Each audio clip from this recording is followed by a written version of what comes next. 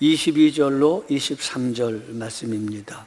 구약성경 709페이지 역대하 36장 22절로 23절 말씀을 합독하십니다. 시작.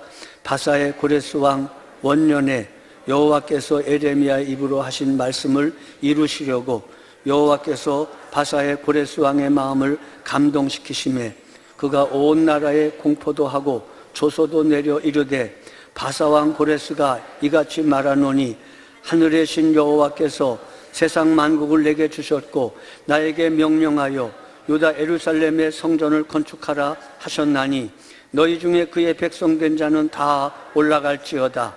너희 하나님 여호와께서 함께 하시기를 원하노라 하였더라. 아멘.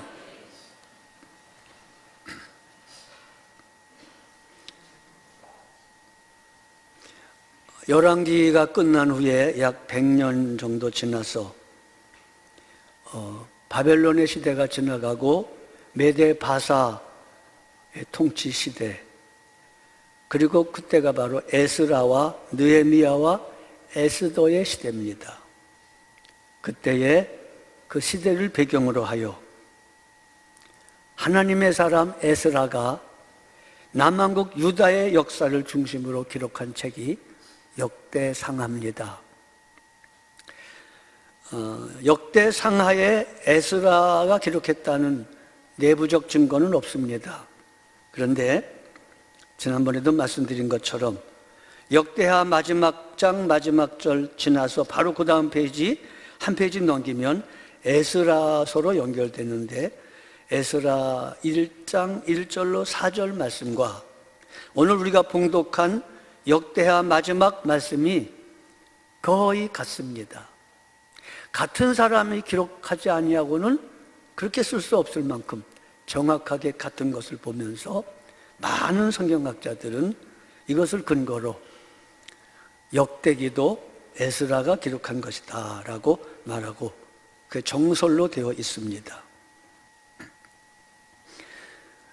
이 당시 유다와 이스라엘 백성들은 바벨론과 메데파사 강대국의 침략과 그 노예처럼 포로로서 잡혀가 가지고 말로 다 할 수 없는 고난을 겪고 있습니다.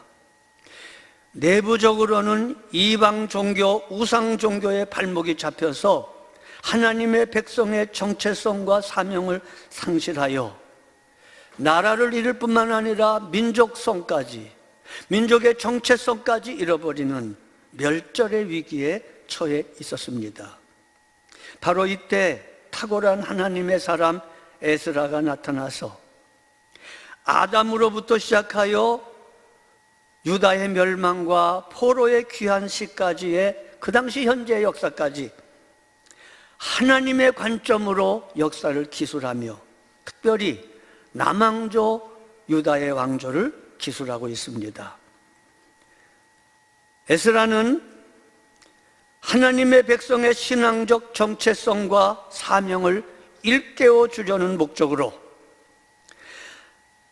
하나님의 신정 통치의 모델이 되는 다윗 왕조를 모델로 하여 포로로 되었다가 다시 돌아온 그 백성들을 중심으로 다윗 왕조의 회복을 목적으로 의도를 가지고 기록한 책이 역대기입니다.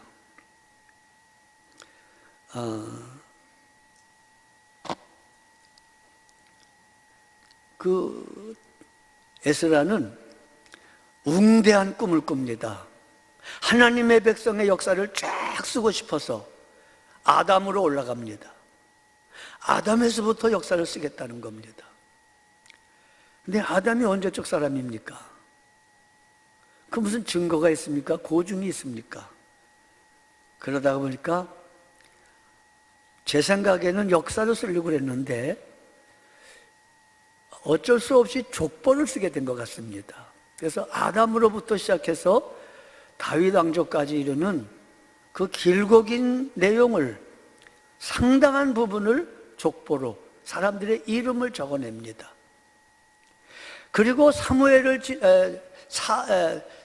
왕을 지나 다윗에게 이르러서 그렇게 빨리 전개되었던, 족보로 되었던 역사가 다윗에게 이르러서 명실공히 역사가 됩니다.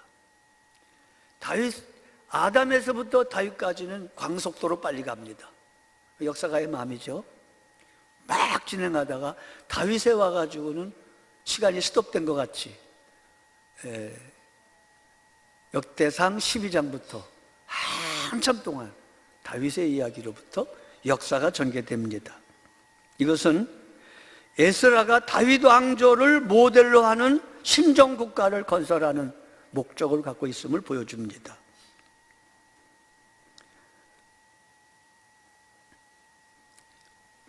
그래서 역대기는 이름들이 많다라고 이미 말씀드렸습니다. 작년에. 아담으로부터 시작하여 다윗에 이르는 그 길고 긴 세월 속에서의 그 고증될 수 있는 한 최대한의 이름을 적어 놓습니다. 마태복음 1장에도 족보가 나오고 누가복음 3장에도 족보가 나오는데 그 족보가 나오는 그 언저리의 내용을 보면 반드시 정체성에 관한 이야기가 나옵니다. 정체성. 지금 에스라는 잃어버린 하나님의 백성의 정체성을 다시 찾기 위해서 너희는 하나님의 백성이다 하라는 뜻으로 그들의 정체성을 이야기하려고 시조 아담으로부터의 연결을 도모하고 있습니다. 이스라엘의 역사는 추상적인 개념이 아닙니다. 하나님의 백성의 역사는 추상적인 개념이 아니라 개인의 이름으로서의 역사입니다. 한 사람 한 사람의 삶의 스토리를 포함한 역사입니다. 여러분, 개인적으로도 자신의 인생의 역사를 기록하는 일을 뜻깊습니다. 문제는 그 관점을 하나님께 둬야 됩니다. 하나님 안에서 내가 어떤 삶을 살았는가, 그 삶 속에서 하나님의 인도하심과 역사하심과 은혜를 기술하는 그것을 영성일기라고 해도 되고 묵상일기라고 해도 되고 그냥 일기라고 해도 됩니다. 그건 참 뜻있는 이야기입니다. 하나님은 여러분과 저를 통계 숫자의 하나로 보지 않습니다. 하나님은 구체적인 사람과 그 인생의 스토리를 다 기억하십니다. 그리고 그것으로 역사를 채우십니다. 여러분과 저는 통계 숫자 중에 하나가 아닙니다. 하나님의 아들, 딸로서의 하나님이 길이길이 기억하시는 인생들입니다. 또 역대기에는 예배가 많이 나옵니다. 예배 장소, 성전, 예배 기구들, 예배 악기들, 예배 노래 부르는 사람들, 악기를 연주하는 사람들, 이런 이름들이, 이런 내용들이 굉장히 많이 나옵니다. 역대상 13장에서 16장에 걸쳐서 23장에서 29장에 걸쳐서 예배에 대한 말씀, 역대하 20장에 브라가 골짜기의 기적에 대한 것도 찬양에 관한 말씀입니다. 모압과 암몬과 세일 산 사람들이 쳐들어왔을 때 여호사밧 때에 하나님의 은혜로 성가대복을 입히고 찬양하며 나가게 될 때 하나님이 역사하사 모압과 암몬의 세력을 다 멸하시고 눈물의 골짜기가 송축의 골짜기로 바뀌었다 해서 그 지역 이름을 브라가 골짜기, 그래서 제 아이디가 브라가입니다. 우리 찬양단의 공식적인 명칭도 브라가 찬양단입니다. 송축의 골짜기, 송축. 역대하에 그런 내용이 나옵니다. 이 말은 무슨 말이냐 하면 에스라는 하나님의 백성의 가장 중요한 정체성과 사명을 하나님과의 관계에서 찾는 겁니다. 하나님의 백성의 가장 근본적인 정체성은 하나님께 예배하는 자라는 겁니다. 그리고 하나님께 예배하는 자를 만드는 일, 하나님께 예배하는 가정과 민족을 만드는 일, 이게 하나님의 백성의 사명인 것입니다. 그리고 그 모델을 역시 다윗에게 발견합니다. 다윗의 장막은 찬양의 장막입니다. 다윗의 장막으로 본 하나님 앞에 예배드리는 모델을 발견하고, 에스라는 다윗 왕조를 모델로 할 뿐만 아니라 다윗의 장막을 모델로 하는 예배에 관한 중요성을 하나님의 백성의 정체성과 사명으로 열거하면서 역대기를 써내려갑니다. 역대상 29장, 역대하 6장, 그리고 역대하 20장 등등의 역대기는 예배에 관한 말씀과 예배와 관련된 말씀들이 무수히 기록되어 있습니다. 자, 오늘 본문에 보면 하나님이 바사왕 고레스의 마음을 감동시키셔서 당신이 그 종들을 통하여 말씀하신 말씀을 이루시려고 바사왕 고레스의 마음을 감동하셨다 그랬습니다. 22절, 23절에 보면 바사의 고레스 왕 원년에 여호와께서 에레미야의 입으로 하신 말씀을 이루시려고. 굉장히 중요한 말입니다. 에레미야의 입으로 하신 말씀을 이루시려고 줄거 넣어야 될 부분입니다. 바사왕 고레스 원년에 여호와께서 에레미야의 입으로 하신 말씀을 이루시려고. 하나님은 말씀을 이루시는 하나님이시고 언약을 이루시는 하나님이십니다. 여호와께서 바사의 고레스 왕의 마음을 감동시키시매, 고레스 왕의 마음을 감동시키셨어요.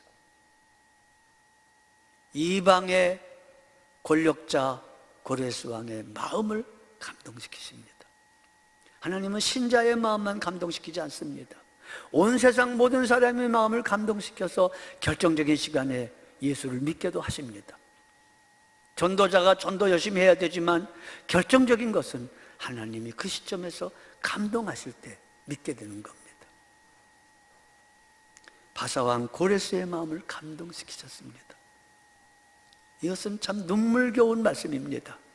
이 말씀을 묵상하다가 저는 좋으신 하나님, 선하신 하나님, 사랑의 아버지, 인격자이신 하나님을 발견합니다. 하나님은 어떤 사람을 통하여 선한 일을 하시려고 할 때 우격다짐으로 하거나 기계적으로 하지 않습니다. 인격적인 관계를 맺으셔서 그 사람을 감동시키소 설득하십니다. 사랑하는 사람을 설득시키듯 하나님은 어떤 사람을 택하여 큰 일을 하시거나 선한 일을 하실 때 감동시키는 방법을 합니다. 얼마나 놀라운 얘기입니까? 감동시키심에 고레스가 온 나라에 공포도 하고 조소도 내려 이르되, 고레스는 하나님의 감동을 받고 순종했습니다. 공포도 하고 조소도 내려 바사왕 고레스가 이같이 말하노니, 하늘과 하늘의 신 여호와께서 세상 만국을 내게 주셨고, 하나님의 감동을 받으니 자기가 왕이 된 게, 제국의 통치자가 된 게 자기 힘으로 된 것이 아니고 하늘의 신 여호와께서 세상의 만국을 내게 주셨다고 고백합니다. 이게 하나님의 감동받은 자의 말입니다. 하나님의 감동이 없는 사람은 다 내 마음으로 했다고 하는 겁니다. 내 실력으로 했다고 자기 높입니다. 그러나 하나님의 감동은 하나님의 은혜를 깨닫게 하십니다. 하늘의 신 여호와께서 세상 만국을 내게 주셨다. 그리고 그분이 내게 명령하셨다.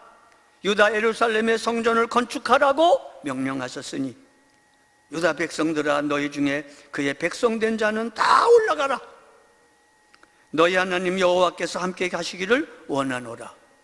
에스라 1장 3절 4절에 좀 더 자세하게 나오는데, 왜 흩어져 있는 사람들까지도 올라가기 어려운 사람은 성전 건축을 위해서 즐거이 예물을 바쳐라. 그래서 하나님의 성전을 건축하라. 라고 말씀했습니다. 신앙은 말씀을 쫓아 사는 겁니다. 제가 존경하는 부산 서북교회 배경희 목사님이 아주 전용어가 계십니다. 진리와 영감, 예수님의 대속, 늘 말씀했습니다. 진리의 말씀과 성령의 영감, 이걸 우리가 깨달아야 된다. 늘 말씀하고 예수님의 대속의 사랑에 팔린 자가 되어야 된다. 그렇습니다. 하나님의 감동이 내게 임할 때 모든 선한 일들과 모든 헌신과 모든 예배와 모든 회개가 가능합니다. 감동이 없으면 회개도 없고 헌신도 없고 충성도 없고 순종도 없고 모든 선한 일도 없습니다. 그러나 구원받은 하나님의 백성들 마음속에 하나님의 선하신 감동이 임할 때 내 생각대로가 아니라 뜻밖의 하나님의 감동이 임함으로 울게도 되고 감격하게 되고 맨정신으로는 못할 일을 하게 하십니다. 드리게도 되고 예배도 드리고 본문 말씀이 참 은혜가 됩니다. 바벨론 포로 생활 70년은 유다와 이스라엘 백성들에게는 아주 유익한 것이었습니다. 느부갓네살을 통하여 성전을 파괴되었는데 고레스 왕을 통하여 성전을 지으라고 하십니다. 그 70년에 무슨 일이 일어났습니까? 그 70년 동안에 하나님의 노가 끝나고 하나님의 징계가 끝나고 하나님이 큰 은혜로 회복과 구원의 역사를 이루십니다. 에스겔에서 말씀하고 다니엘에서 말씀한 바와 같습니다. 하나님의 징계는 언제나 유익합니다, 여러분. 히브리서 12장은 하나님의 징계장입니다. 그 6절에 보면 주께서 그 사랑하시는 자를 징계하시고 그가 받으시는 아들마다 채찍질 하시느니라. 히브리서 12장 7절에 보면 하나님이 아들과 같이 너희를 대우하시나니 어찌 아버지가 징계하지 않는 아들이 있으리요. 8절에 보면 징계는 다 받는 것이거늘 너희에게 징계가 없으면 사생자요 친아들이 아니니라. 10절에 보면 오직 하나님은 우리의 유익을 위하여 하나님의 거룩하심에 참여하게 하시느니라. 우리의 유익을 위하여 하나님의 거룩하심에 참여하게 하시려고 부지런히 징계하십니다. 그래서 바벨론 70년이라는 엄중한 징계가 있었습니다. 그건 유다와 이스라엘에게는 큰 고난이었지만 큰 은혜였습니다. 첫째로 바벨론 70년의 포로 생활에 깨닫고 배운 것은 이미 다니엘서에서 말씀드렸지만 이스라엘의 하나님 여호와만이 온 세상의 유일한 하나님이라는 사실을 깨달았습니다. 고국 땅에서 그렇게 업신여기고 무시했던 하나님을 70년 바벨론에서 배웠습니다. 하나님만이 참 하나님이심을. 그래서 에스겔서를 보시면요, 너희가 내가 여호와인 줄 알리라, 내가 여호와인 줄 알리라가 68번 기록하고 있지 않습니까? 두 번째로, 그러므로 우상이나 이방신은 아무것도 아니라는 사실을 깨달았습니다. 세 번째로, 모세오경과 모세오경을 근거로 하는 예언자들의 말씀이 얼마나 중요한 것임을 깨달았습니다. 그리고 그 신명기 언약, 레위기 언약을 저버리고 하나님을 떠나 우상을 숭배하며 그의 언약을 불순종한 것이 얼마나 하나님의 마음을 아프게 한 것임을 절절하게 깨달았습니다. 그 전에 그 많은 세월 속에서도 하나님을 업신여겼던 그들이 70년의 포로를 통해서, 징계를 통해서, 그 후로부터 지금까지 2500년 동안 다른 건 몰라도 저 유다 백성들이 이 부분은 이 70년에 배운 걸 지금도 기억하고 있습니다. 지금도 기억하고 있습니다. 징계는 유익한 겁니다. 하나님은 자기 백성을 사랑하사 자기 백성을 위하여 어떤 때는 느부갓네살을 동원하시고 어떤 때는 고레스를 동원하십니다. 이거는 설교의 핵심입니다. 하나님은 자기 백성을 사랑하사 자기 백성을 위하여 어떤 때는 느부갓네살처럼 일하시고 어떤 때는 고레스처럼 일하십니다. 느부갓네살 같은 사람을 동원하시고 고레스 같은 사람을 동원하시며 또 어떤 때는 느부갓네살 같은 환경도 동원하시고 고레스 같은 환경도 동원하십니다. 잘 들으셔야 됩니다. 하나님은 여러분과 저의 생애에 느부갓네살도 보내시고 고레스도 보내십니다. 모든 상황을 통해서, 모든 현실을 통해서 하나님은 일하십니다.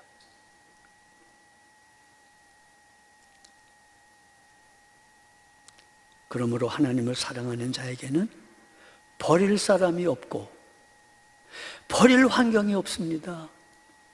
예. 젊은 날에 폐교력이 제게 왔는데 저는 그게 조준 줄로 생각했었습니다. 아니었습니다. 하나님의 선물이었습니다. 제가 92년경에 목회적인 어려움을 만났습니다. 여러분 중에 아는 분이 있습니다. 큰 위기를 만났었습니다. 제 마음을 찢듯이 아프게 했던 사람들, 후배들이 있었습니다. 그에 대한 중어심이 제게 오래 있었습니다. 근데 어느 날 이 진리를 깨닫게 하셨습니다. 그 사람도 나를 위해 하나님이 주셨구나. 사랑하는 여러분, 하나님을 사랑하는 자, 곧 그 뜻대로 부르심을 입은 자들에게는 모든 일이 합력하여 선을 이루느니라는 로마서 8장 28절의 말씀은 오늘도 살아있는 말씀입니다. 제가 여러 해 전에 설교했습니다. 수수께끼를 푸는 은혜. 또 한 번 설교했습니다. 먹는 자에게서 먹는 것이 나오고 강한 자에게서 단 것이 나온다. 굉장히 설교 제목이 길었습니다. 그거는 사사기 14장의 삼손의 이야기였습니다. 하나님의 말씀을 따라 순종하여 블레셋으로 가고 있는 삼손에게 딥나 포도원에 이르렀을 때에 젊은 사자가 덤벼들었습니다.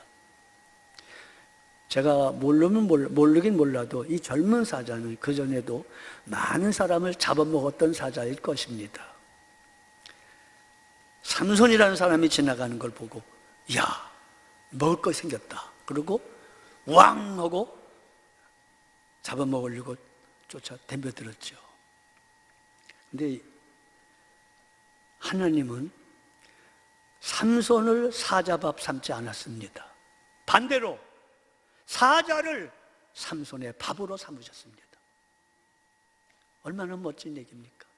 하나님의 신에 감동하여, 하나님의 신에 감동하는 게 중요합니다. 여러분, 고레스 왕이 하나님의 감동받은 것처럼 우리의 모든 능력과 권세와 승리는 하나님의 신의 감동이 있습니다. 하나님의 영의 감동을 받은 삼손은 사자를 찢기를 염소 새끼 찢듯 찢어버렸습니다. 입을 잡고 찢었는데 쫙 찢어진 겁니다. 그리고 블레셋 볼일을 보고 왔다가 다시 한참 있다가 거길 지나가게 되었는데 그 죽은 사자의 죽음 속에서 벌들이 집을 지어가지고 벌꿀들이 있었습니다. 그래서 그걸 먹고 자기도 먹고 아버지에게도 드리고 힘을 얻게 되었습니다. 잔칫날이 벌어졌습니다. 블레셋 사람의 여자와 결혼하는 잔칫날. 블레셋 사람은 30명의 신부의 친구들이 들러리러 왔는데, 남자들도 왔는데 수수께끼를 내죠. 삼손이 먹는 자에게서 먹는 것이 나오고 강한 자에게서 단 것이 나온다. 이 수수께끼를 풀면 내가 너희 30명에게 속옷과 겉옷을 한 벌씩 주겠다. 너희가 풀지 못하면 너희 각각 한 사람이 속옷과 겉옷 한 벌씩 내게 주어라. 날짜가 되도록 풀지 못했습니다. 그거 누가 알겠습니까? 삼손 혼자 경험한 건데. 그런데 블레셋 사람들이 30명이 삼손의 아내에게 막 압력을 가하고 협박을 하며 네가 우리한테 이 수수께끼를 알려주지 않으면 네 집을 다 불태워버리겠다 막 이러니까 그 삼손의 약혼녀가 삼손에게 막 울며 얘기해가지고 삼손이 그걸 다 얘기해버리고 말았습니다. 정한 날이 딱 되니까 꿀보다 단 것이 무엇이며 사자보다 강한 게 뭐냐라고 30명이 대답을 합니다. 그 삼손이 화가 났죠. 너희가 내 아내 설득하지 않았으면 이런 일이 안 일어났을 거다. 그리고 나가서 사람들의 30명을 잡아가지고 죽이고 겉옷과 속옷을 뺏어다 그들에게 주었습니다. 그것 때문에 블레셋과 삼손 사이에 큰 전쟁이 벌어졌죠. 그 내용은 차치하고 중요한 것은 삼손이 젊은 사자가 잡아먹으려고 올 때에 하나님의 영으로 감동을 받아 그 사건에 대해서 반응을 합니다. 당연히 잡아먹혀야 될 상황인데 먹히지 아니하고 오히려 잡아먹었습니다. 그래서 하나님의 진리를 깨닫게 되고 수수께끼를 낸 겁니다. 먹는 자에게서 먹는 것이 나오는구나. 강한 자에게서 단 것이 나오는구나. 그렇습니다. 여러분과 저의 인생에도 이 수수께끼를 풀어야 됩니다. 여러분을 먹으려는 강한 자, 여러분을 삼키려는 강한 자, 여러분과 저의 대적들이 있습니다. 그러나 그것을 잘 감당하면 거기서 먹을 게 나오고 양식이 나오고 단 것이 나옵니다. 이건 삼손만이 그렇지 않습니다. 요셉을 생각해 보세요. 요셉은 형들에게 배반당해가지고, 여러분이 요셉이라고 한번 생각해 보세요. 젊은 날에 철없는 요셉이 자랑 좀 했다고 죽여야 되겠습니까? 그걸 죽이자고 말자니 하다가 애굽으로 노예로 팝니다. 보디발의 집에서 충성을 다했건만 보디발의 아내의 누명을 뒤집어 써서 감옥에 들어가서 여러 해 잊혀진 존재로 살게 됩니다. 형들이 얼마나 미웠겠습니까? 총리가 되고 난 다음에 여러 해 후에 형들이 와가지고 자기 앞에 넙죽절을 합니다. 여러분, 저는 그때 설교할 때 이렇게 말했습니다. 요셉의 얼굴이 일그러지고 마음의 상처로 말미암아 흉악한 얼굴이 되고 증오심이 불탄 모습이었다 하더라도 우리는 요셉을 비난할 수 없습니다.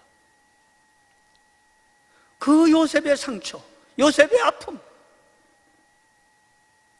그러나 요셉은 하나님의 신의 감동을 받아 형들 앞에서 형들이여, 당신들이 나를 이곳에 팔았다고 두려워하지 마소서. 당신들이 아니라 하나님이십니다. 저는 그 본문을 읽을 때 울었습니다. 다윗도 마찬가지입니다. 사울왕 밑에서 10여 년 그 젊은 다윗이 온갖 핍박을 받았습니다. 그러나 그것이 바로 사자들이었습니다. 사울이라고 하는 사자, 형들이라고 하는 사자를 통하여 다윗을 유익하게 만들었고 요셉을 유익하게 만들었습니다. 이것은 다윗과 요셉의 이야기만이 아니라 오늘 저와 여러분에게 일어나는 이야기들입니다. 하나님은 지금 여러분과 저에게 있으라고 하는 자리에서 때로는 좋은 사람, 때로는 좋지 않은 사람을 교차해서 허락하십니다. 때로는 좋은 환경, 때로는 좋지 않은 환경을 교차해서 허락하심으로 여러분과 저에게 먹을 걸 주시고 여러분과 저에게 단 것을 주십니다. 여러분과 저를 다듬어 가시고 쓸 것을 채우십니다. 하나님은 자기 백성을 결코 버리지 않습니다. 우리가 하나님 따라 제대로 살면 세상이 핍박합니다. 세상과 짝짝꿍하며 하나님 뜻대로 신자답게 살지 못하게 살면 하나님이 징계하십니다. 그러나 여러분, 하나님의 뜻대로 사는 인생을 통해서 하나님은 우리를 거룩하게 만드십니다. 하나님이 허락한 느부갓네살 왕, 성전을 파괴했던 왕입니다. 그러나 고레스 왕을 통하여 성전을 짓게 하십니다. 여러분과 저의 인생에서 느부갓네살도 있고 고레스도 있습니다. 예배하는 여러분, 지금 여러분 마음속에 떠오르는 느부갓네살이 누굽니까? 그런 환경이 무엇입니까? 그런 사람이 누굽니까? 증오하고 계십니까? 저주하십니까? 분명히 말씀드립니다. 나는 저 인간 때문에 내 인생이 망쳤다고 말씀하시렵니까? 그러지 마십시오. 그러지 마십시오. 하나님이 주신 모든 것들은 날 망치지 않습니다. 그 모든 것들을 통해서 유익을 주셔서 먹는 자에게서 먹을 걸 주시고 강한 자에게서 단 것을 주시는 하나님을 믿지, 의심하지 마십시오.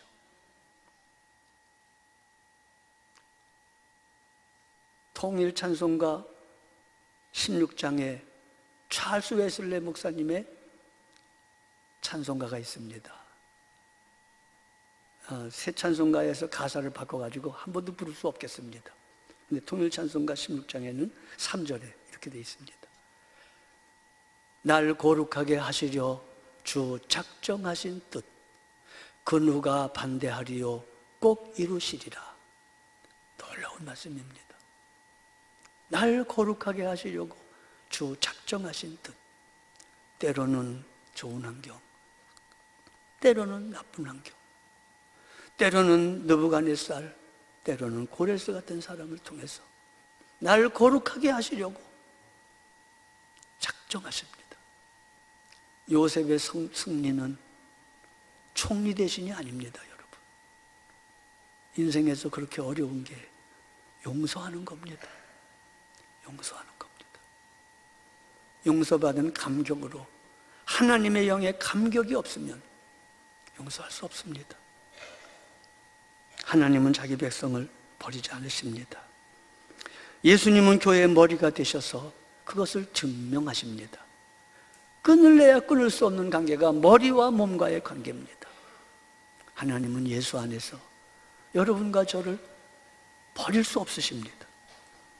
이것이 바로 역대기의 결론이고 이것이 바로 에스라의 메시지입니다. 여러분과 저의 삶은 늘 하나님과 관련이 되어 있습니다. 하나님과 관련이 없는 삶은 없습니다. 신자의 모든 삶은 생각하는 것까지도 하나님과 관련이 되어 있습니다. 하나님은 우리의 전생애를 개입하시는 분이십니다. 아브라함과 이삭과 야곱의 하나님은 자기 백성을 애굽 땅 종되었던 집에서 건져내신 하나님이요, 신약에 와서 우리가 아직 죄인 되었을 때 그리스도께서 우리를 위하여 죽으심으로 우리에 대한 자신의 사랑을 확증하신 아버지입니다. 아버지. 우리 딸이 지난 목요일 날 출국했습니다. 일본으로. 사람들이 만나서 울었냐 그러는데 울진 않았습니다. 있는 동안에 제가 차를 몰 때에 평생에 제일 긴장하게 몰았습니다. 30km 정도도 잘 안 넘고 그냥 얌전하게 몰았습니다. 가능하면 욕도 안 했습니다.